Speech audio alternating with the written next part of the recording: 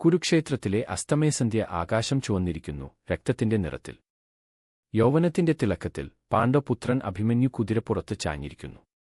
മുഖത്ത് ഭയം ഇല്ല, കണ്ണുകളിൽ തീ.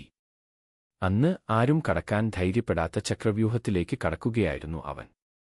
അവന്റെ മനസ്സിൽ അമ്മയുടെ വാക്കുകൾ മുഴങ്ങി, ധർമ്മത്തിനായി ജീവിക്കണം മകനെ.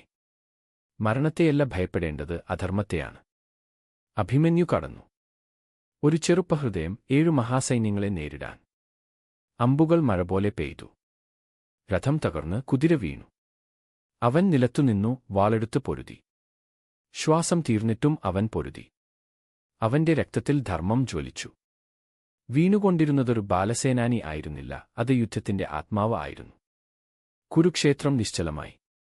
ദേവന്മാർ മൗനം പാലിച്ചു. അഭിമന്യുവിന്റെ വീരമരണം ഇന്നും മനുഷ്യഹൃദയത്തെ ഓർമ്മിപ്പിക്കുന്നു. മരണം ചെറുക്കാനാകില്ല, പക്ഷേ ധൈര്യം അത്